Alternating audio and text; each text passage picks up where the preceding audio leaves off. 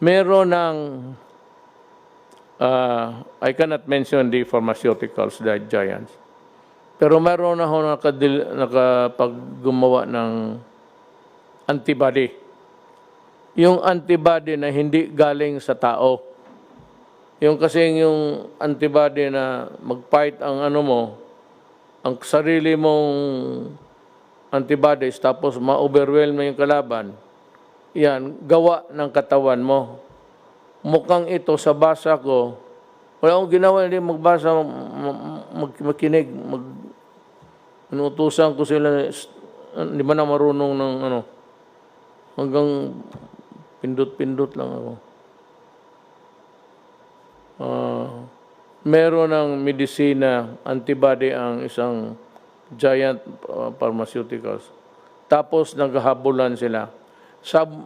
Sabi, by May, baka they would start to market it. Pabili na nila.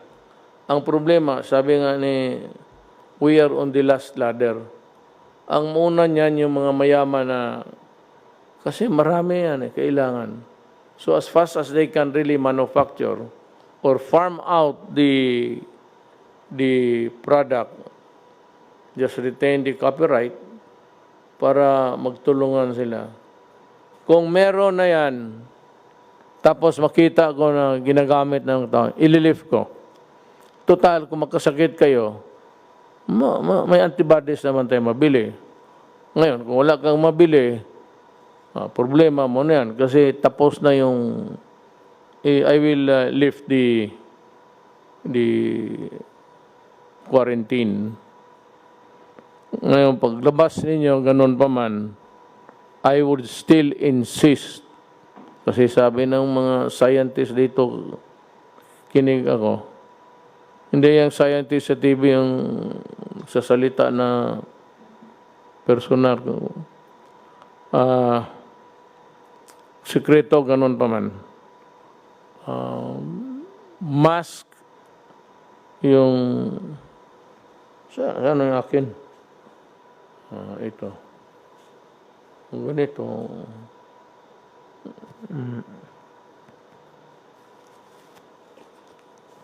Mask. Alcohol. Pati maghugas. Hindi na yung sabon na ordinaryo. Basta soap and water. Okay na yan. Alam mo, pag nagsama lang tayo, kaya natin ito. Kunting panahon na lang. Alam ko, igit na kayo na makalabas. Pag lumabas lang itong antibody na gawa nila sa labas, parang inumin mo, parang kung baga sa bakterya pa, antibiotic, sisirain niya.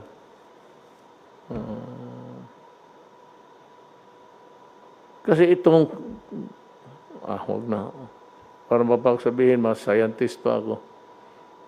The nature of a COVID, gusto ko sanang, baka sabihin ninyo, bakit di ka naman doktor? Bahala na ng mga doktor mag-explain. Thing that's medical or medicine, you want to have the health assessment. I think it comes from the Department of Health. But unfortunately, until now, they're still debating on the efficacy of the rapid test we would like to buy. Alam mo, there is no FDA ruling yet because they cannot act on it without the assessment, health assessment of maybe the entire country before they would act on it, ang FDA, which I can understand. But yung assessment na galing sa DOH or a section of that department handling the assessment of the entire health spectrum, it's been there and nobody seems would like to act on it with the, ni GFA. Parang ano pa sila, dalaw-dalawang isip. And there's a rule that we cannot use public funds to buy medical supplies, medicines, without the FDA signal. So, there's a hostage yung mga rapid tests that we would like to buy. I will take the risk. I will order the health department and everybody. In the meantime, private sector is doing it. Maybe we can take over someday or do it all together with your help. I am clearing the way by ordering the purchase. Total, walang FDA local. But what we are trying to buy outside is approved by the FDA, United States of America. So in a sense that almost all of what we eat by products of all sorts, pagka meron ng FDA approved, there's in the box FDA and galing Amerika, kumpante naman tayo niyan. As a matter of fact, I do not really believe that they would do more testing.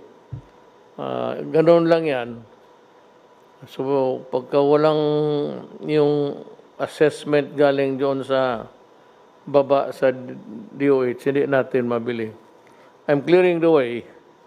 I will ask Secretary Duque to talk to the people in charge, si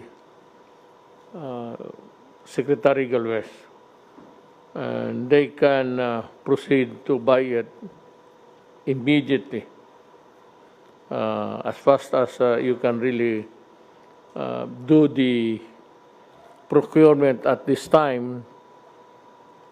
Take note of the fact that we are all in this, the entire world.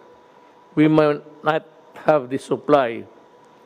And also my fear that kung nandyan yung antibody, of course the rich nations will get it first before we can. And that I placed a condition there na kung nandyan na yung antibody available na sa market dito and that's being sold in quantity, in numbers, then I'm inclined to maybe at that time lift the lockdown. So mga kababayan ko, ginawa namin lahat ito. One is that I really do not want to see a single Filipino dying of lalo na yung mga bata. So again, at the risk of being redundant or repetitious, again, I would like to say that go out and seek the hungry before they die. And for itong mga,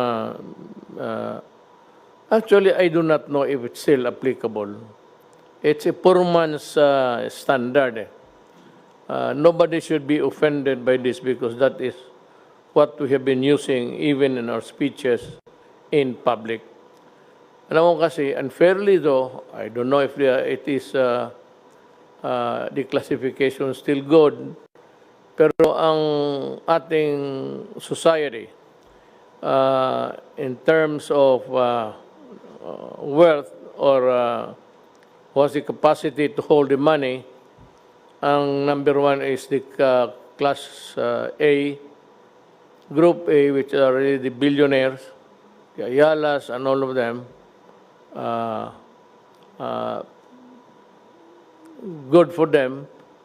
And the second is class B, still the millionaires, but not as rich and not as powerful as class A. Then we have the C, class C. I don't know if this holds, if this will hold true until now.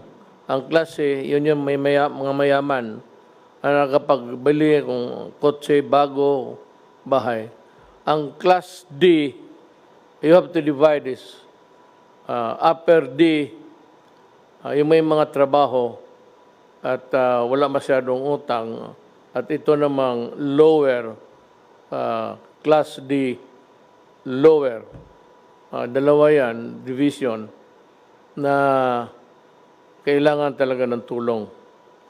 At yung nagbabayad, I said that it was Governor Remulla who suggested it first.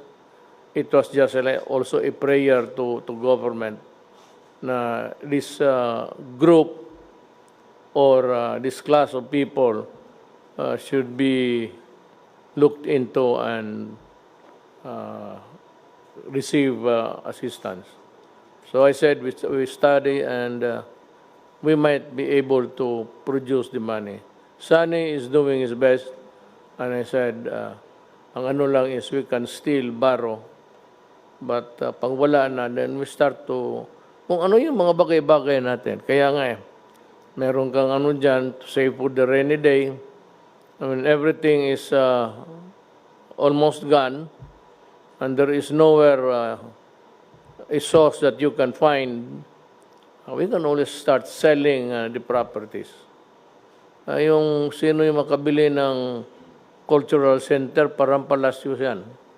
Pwede mong gawing palasyo, nandiyan ka sa trono, then marami yan.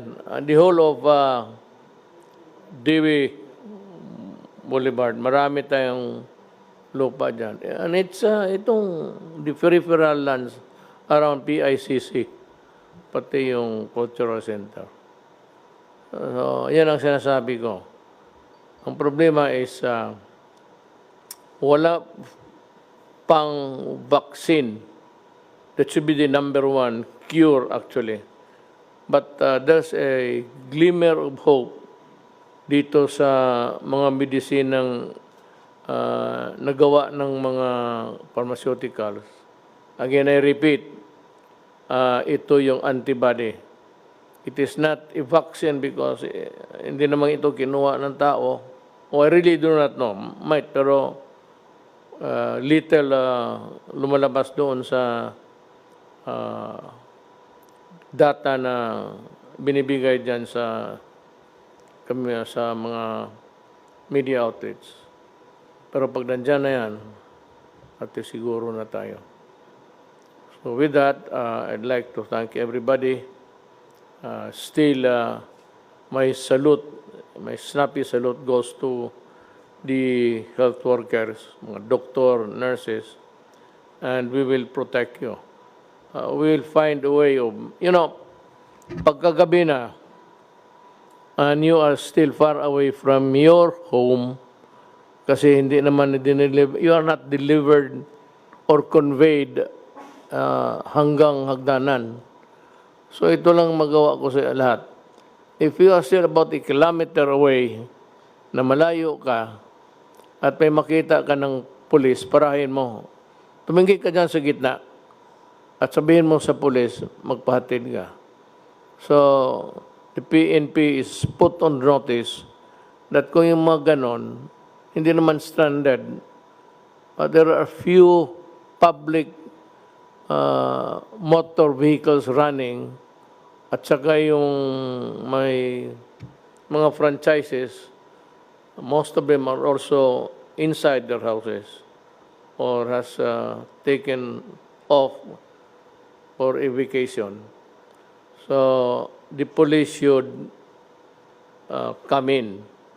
Yung mga health workers, may card man yan na naglaklakad, tanungin ninyo kung kaano siya kalayo at pasakayin ninyo. Give them a lift and deliver them to the house. Galing terminal, hindi naman deliver yan tao por tao sa bahay. Bababa sa terminal, and if you feel that you have to walk, you really have to walk. And if you feel tired or just want to go easy, you flag down any police military or police, and my order is this, give them a lift. Tumulong kayo sa kapwa-tao natin. These guys are important in our fight because without them, all is lost. So again, I ask for everyone's cooperation. Maraming salamat po sa inyong lahat. At dito na nga po natatapos ang ating video. At kung hindi ka pa nakasubscribe sa aking channel, ay huwag kalimutan na mag-subscribe at pindutin at kalembangin ang notification bell para maging updated kayo sa aking mga susunod na videos. Bye-bye!